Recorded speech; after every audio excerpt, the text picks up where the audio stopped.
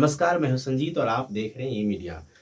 आज तक की सबसे बड़ी खबर हम आपको बता दें कि बिहार में निशिकांत सिन्हा ने हुंकार भरा पटना के बापू सभागार से और उन्होंने कहा कि बिहार के कोयरी और कुशवाहा समाज के लोगों को अब डरने की ज़रूरत नहीं है।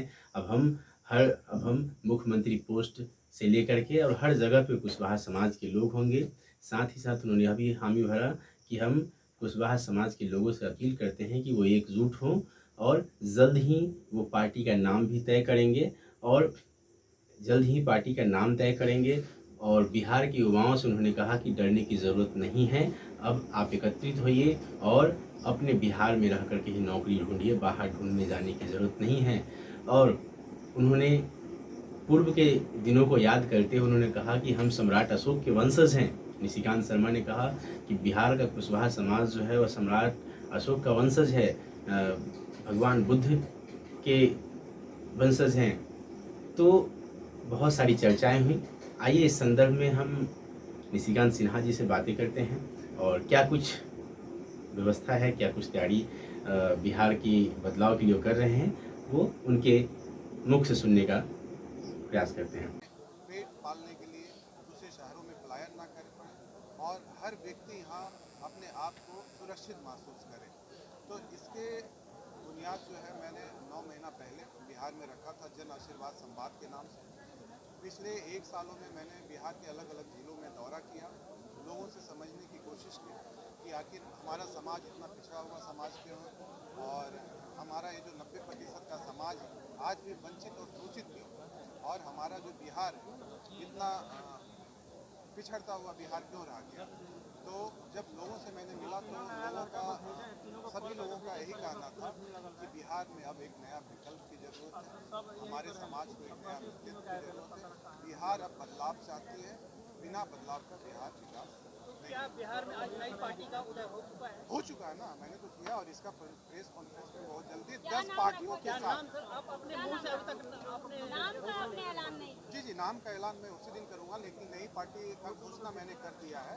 और घोषणा मतलब पार्टी का ऐलान इसलिए नहीं किया क्योंकि 10 पार्टियों के साथ मैं इसका प्रेस कॉन्फ्रेंस करने वाला हूँ। जैसे 2 पार्टी का मैंने आज आपको नाम भी बताया कि जो देश की सबसे बड़ी जनता पार्टी है और जो जगदीप बाबू का जो ओरिजिनल पार्टी है शोषित समादल, ये 2 पार्टी का मेरे साथ थे मंच पे।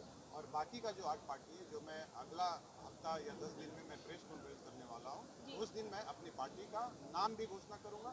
पार्टी राजनीतिक दल आ गई है, इसकी घोषणा आज मैंने सर, जनता दल और शोषित समाज दल का विलय होगा आपकी पार्टी जी में या फिर गठबंधन?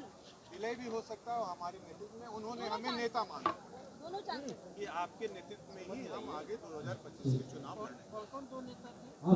दोनों दल है दोनों जनता अध्यक्ष जनता दल के कौन थे?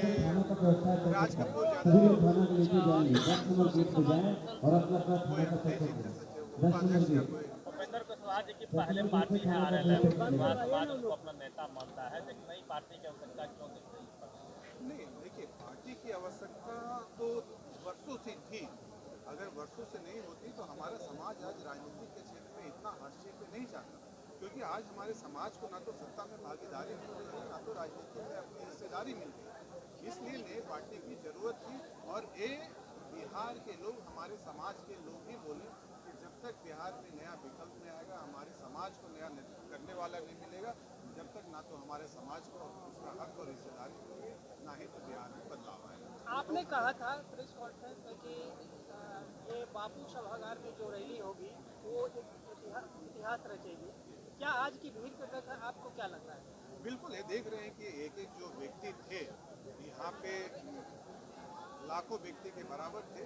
और कुछ आज के रैली में आने का बहुत सारे प्रशासन ने बाधाएं भी डाले हैं। वो हमेशा होता है क्योंकि हम लोग सरकार में नहीं, हमें टाइमिंग का उतना पता नहीं है। अब जैसे 6 बजे के बाद कोई भी बस को एंट्री करने के लिए नहीं दी, तो जो हमारे समाज के लोग रात में नहीं निकल पाए वो सुबह में निकले, तो वैसे करीब 142 बस जो है वो हमारी पटना नहीं आ पाए। मैं किसी सरकार का ये नहीं करूँगा कि हाँ भाई हमारा रैली में कम भीड़ आए या लाखों का जो हम बोले थे तो हम सरकार के ऊपर थोप दे। ये हमें पता था कि होगा, लेकिन इतने बड़े लेवल पे हमारी गाड़ी रोकी जाएगी टाइमिंग के हिसाब से। गाड़ियों पे फाइन भी किया गया, चालान भी काटा गया, रोका भी गया, बैरियर भी लगाया गया। तो वो सब एक बात की बात है, हम अभी उसकी बात नहीं करेंगे। लेकिन हाँ, जितने भी लोग आए उतना बहुत उन लोगों का प्यार समर्थन बताइए मिला। कि आपके बड़े बड़े नेता जो हैं और दूसरे दलों में हैं, मान लीजिए कि नाम जान ही रहे हैं आप, बिल्कुल बिल्कुल। तो क्या उन लोग को भी साथ आने का आमंत्रण करेंगे? वो अगर हमारे विचारधारा के साथ, लोग क्या है कि लोग अपने आप स्वार्थ करेंगे के, या नहीं? हम तो करेंगे, लेकिन लोग जो हैं हमारे समाज के नेता हो गए या किसी भी समाज के नेता हो गए, जो भी यहाँ पे राजनीति कर रहे हैं वो खुद के स्वार्थ के लिए कर रहे हैं, ना कि जनता के स्वार्थ के लिए कर रहे हैं। अगर जनता के स्वार्थ के लिए करते तो कोई भी राजनीतिक दल में ज्वाइन करके सेवा नहीं करते। और इसका इतिहास गवाह है। अगर आज हमारे समाज का इतना बुरी स्थिति है या हमारे समाज के भाइयों की हत्या हो रही है, कोई भी नेता या सरकार या हमारे समाज का नेता इसका मुद्दा उठाने वाले नहीं। इसलिए हमें ताकत दिखाने की ज़रूरत है, इसलिए हमें नया विकल्प देने की ज़रूरत है, इसलिए नई पार्टी की ज़रूरत पड़ी और इसलिए लोगों के बातों को सर आंखों पे रखते हुए हमने नई पार्टी की घोषणा की। कुशवाहा समाज के लिए क्या ये रहेगा? निशिकांत जी, कुछ बड़े चेहरे थे जो शुरुआती दौर में आपके साथ दिखे, आज कई चेहरे नहीं दिखे, क्या वजह जी रही? मैडम, ये बहुत अच्छा सवाल किया। इसके पहले ही आपका सवाल का जवाब मैंने दे दिया कि जो भी लोग यहाँ पे राजनीति में आए हैं अपने स्वार्थ के लिए आए हैं। जो कदम मैंने उठाया है ये किसी साधारण व्यक्ति की हिम्मत की बात नहीं है, क्योंकि हर कोई ये त्याग नहीं कर सकता, ये समर्पण नहीं कर सकता, अपना परिवार को नहीं छोड़ सकता, अपना व्यापार को नहीं छोड़ सकता, अपने फैमिली को नहीं छोड़ सकता, अपने बच्चे को नहीं छोड़ सकता, क्योंकि नई पार्टी बनाने और लड़ाई लड़ने के लिए आपको बहुत कुछ कुर्बानी करने की ज़रूरत है। तो हर किसी के सवाल ये है कि क्या आप उसके लिए तैयार हैं, तो जवाब है नहीं। तो जितने भी लोग हमारे समाज के नेता हैं वो खुद के लिए लड़ना चाहते हैं, ना कि समाज के लिए लड़ना चाहते हैं। तो हर किसी को लगता है कि हम कोई ना कोई राजनीतिक दल ज्वाइन करें।